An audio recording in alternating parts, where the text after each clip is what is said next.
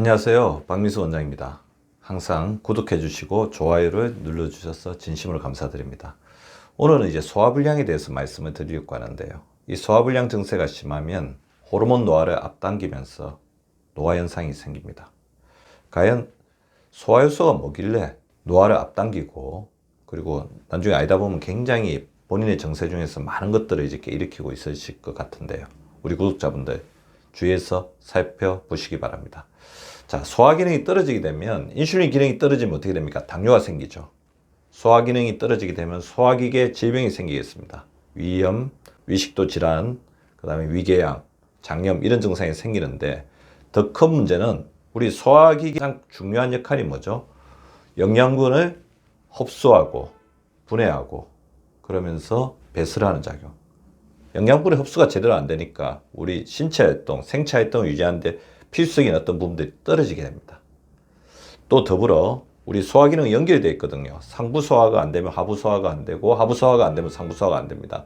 그래서 위와 장에서 이루어지고 있는 여러 가지 기능들이 다 감소되는 거죠. 자, 소화 기능이 떨어지게 되면 이런 문제들이 생기는데, 사실 저희들은 이제 소화 기능이 떨어진다고 했을 때 가장 많이 가지고 있는 생각이, 위산이 많이 분비돼서 위염이 있다.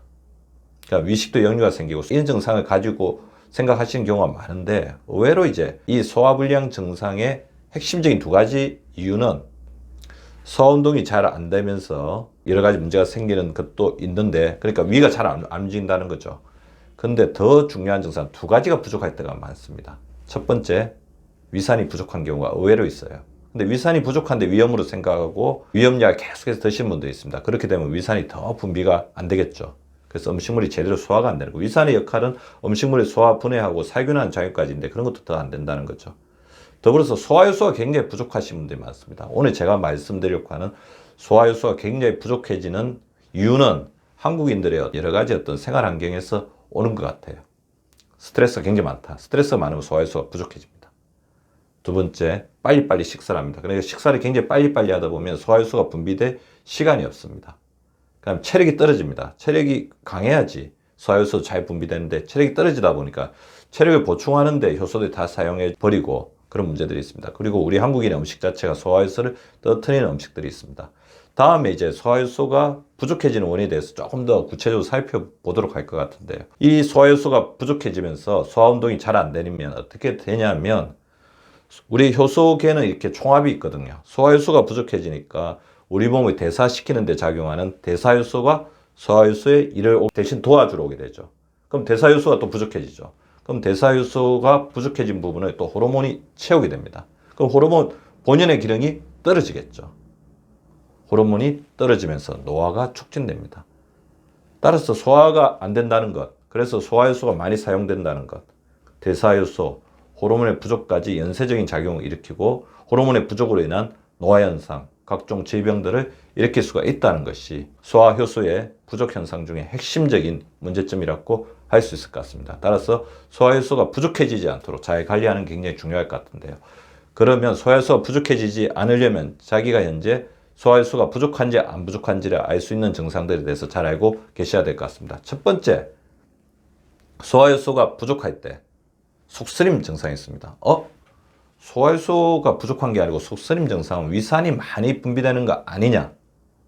자, 아까 제가 말씀드렸죠. 소화가 안 된다고 했을 땐 우리 위 자체가 움직이지 않는 소화 운동이 안 되는 것 더불어서 소화효소가 제대로 분비돼서 음식물이 분해되게끔 하는 효소 작용을 잘 못하니까 그렇죠. 소화효소가 부족하면 음식물이 소화가 잘 안 되니까 어떻게 되겠습니까?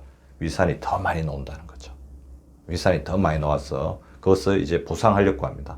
그러다 보니까 위염도 생기고 넘쳐나는 위산이 위식도까지 된다는 거죠. 따라서 속이 쓰리신 분들은 위염약을 득대고 너무 오랫동안 장기간 복용하는 것이 중요한 게 아니고, 소화효소를 잘 분비되게끔 하든지 위장관 운동을 촉진시키는 여러 가지 활동들을 하는 게 중요합니다. 그래야지 위염약의 오남용이나 장기적인 복용으로 인한 여러 가지 부작용을 줄일 수가 있다는 거죠. 그리고 속쓰림 증상의 가장 큰 문제는, 잠을 자면 아무래도 위산이 이렇게 뒤로 역류가 많이 되겠죠. 그러다 보면 자는 동안 위식도 역류 증상이 심해집니다. 그래서 수면의 질이 굉장히 떨어진 분들이 있어요. 수면의 질이 떨어지면 또 소화효소 분비가 감소되죠. 왜냐하면 성장 호르몬 자체가 소화효소 분비를 도와주니까. 그렇게 되면 더 악순환이 되게 된다는 것들을 아셔야 됩니다. 소화불량이 되다 보니까 어떻게 되겠습니까? 아무래도 이제 힘들죠. 그러니까 음식물이 자꾸 끓이게 됩니다. 자, 소화불량의 증상이 복부가 팽만하고 음식물을 먹으면 잘 안 내려가니까 복통이 있는 거잖아요. 그렇게 되면 식사를 자꾸 어떻게 하겠습니까? 식사를 자꾸 겨르게 됩니다. 두 번째, 그리고 소화 안 되는 음식을 기피를 하겠죠. 대표적인 음식이 식이섬유입니다. 자, 식이섬유를 거르거나 식사를 자꾸 거르게 되면 어떻게 되냐면 대장의 장내 세균 숲의 어떤 밸런스가 무너지게 되면서 장기능이 떨어지게 되죠. 식사를 자꾸 그러면 소화하는 기능도 떨어지게 됩니다. 그러면서 다시 소화불량이 오는 이 악순환이 된다는 거죠. 소화불량이 편식과 결식을 부르고 편식과 결식이 또 소화불량을 부르는 악순환에 빠질 수가 있다는 겁니다. 그래서 어느 순간 되면 본인도 모르게 음식을 허겁지겁 먹고 있는 것들을 느낄 수가 있습니다. 스트레스를 받거나 조급할 때 자기도 모르게 음식을 굉장히 허겁지겁 먹고 있거나 음식이 조금만 늦게 오면 굉장히 불안해하고 있는 것들을 알 수 있는데, 이게 뭐냐면 소화가 잘 안 되다 보니까, 소화가 안 되면서 본인의 어떤 몸에 영양소가 결핍되다 보니까 뭔가를 채워야 되는 강박관념이 생기고, 그걸 채우는 데서 가장 빠르게 도움되는 게 빠르게 흡수되는 탄수화물이 바로 들어오면 포도당으로 분해되면서 도파민이 분비하니까 만족감을 주죠. 그러면서 탄수화물 중독증이 강화됩니다. 소화가 안 되다 보니까 부드럽고 편한 음식을 자꾸 선호하는데 탄수화물 자체가 선호되고 그거 자체가 탄수화물 중독증을 강화시키는데, 그게 또 장기적으로는 우리 장내 세균 숲의 밸런스를 무너뜨리고 소화불량이 더 악화되게끔 하는 그런 악순환으로 가게 된다는 거죠. 또 비만도가 증가되는 것을 볼 수가 있습니다. 소화가 안 되니까 뭔가 먹어도 제대로 흡수가 안 되니까 공복감이 있습니다. 이것을 칼로리로 보충하려고 합니다. 질이 떨어지니까 양으로 이제 채우려고 하는 거죠. 더불어서 소화되지 않은 음식이 장으로 넘어가게 되면 비만균의 먹이로 쓰이게 되면서 비만도가 증가하는, 그러니까 살이 찌기 쉬운 체질로 바뀌게 되는 거죠. 자, 소화가 안 됐을 때 가장 큰 문제점 중에 하나는 저는 이거라고 생각합니다. 우리가 위에서 소화를 제대로 시키지 못하고 소화효소가 부족해서 제대로 소화되지 않은 음식이 장으로 다 넘어가게 되면 장에는 그만큼 부담을 느끼게 되고 장에 음식물 찌꺼기를 처리해야 되는 여러 가지, 제대로 소화가 되고 왔으면 장에서 편하게 마지막 작업만 하면 되는데 제대로 소화되지 않은 음식이 장으로 다 오게 되니까 음식물의 찌꺼기라든지 독소들이 넘치게 되고 장도 굉장히 부담을 가지게 된다는 겁니다. 그래서 장염이 잦고 복통이나 설사를 자주 호소하게 됩니다. 그리고 남은 음식물의 찌꺼기들은 독소로 작용해서 대장암의 씨앗이 될 수도 있겠죠. 그래서 음식물의 찌꺼기가 넘어오게 되면 끊임없이 장을 공격하게 되겠죠. 그 장내 세균숲이 망가지고 장누수 증후군이 생기면서 피부 염증, 습진, 알레르기, 두드러기, 관절통, 혈관통, 만성 피로와 무기력증과 같은 증상들을 호소하게 된다는 것입니다. 그리고 이게 굉장히 중요할 것 같은데요. 소화불량은 다시 이야기하면 소화 운동의 능력 저하, 흡수 저하로 나타나겠죠. 그래서 소화불량이 있다 보면 필수 미네랄이나 비타민 등의 영양소를 흡수하는 기능이 떨어지고 그 결핍으로 인해서 에너지 대사 기능이 저하됩니다. 그래서 만성적으로 필요하겠죠. 몸에서 필요한 부분에 채워지는데 채우지 못하니까 만성 피로나 무기력증에 쌓이게 됩니다. 더불어서 비타민 B군, 철분 등의 필수 영양소들이 흡수가 안 되다 보니까 철을 통해서 혈군을 만드는 기능이 떨어지게 됩니다. 그래서 철결핍성 빈혈이 생기고 이것이 만성 피로나 무기력증의 원인이 되는 거죠. 더불어서 필수적인 단백질이나 아미노산 흡수가 안 되기 때문에 근육이랑 호르몬을 생성하는데도 제한을 받게 되는 거죠. 소화효소의 결핍으로 인한 소화불량이 만성 피로와 빈혈을 일으키는 기전입니다. 그래서 다음에 이 소화효소가 부족할 때 이것을 어떻게 극복하는지에 대해서 자세하게 말씀드리도록 하고, 일단 제가 소화불량이 있을 때 제가 이렇게 실천한 방법 3가지만 알려드리겠습니다. 일단 움직여야 됩니다.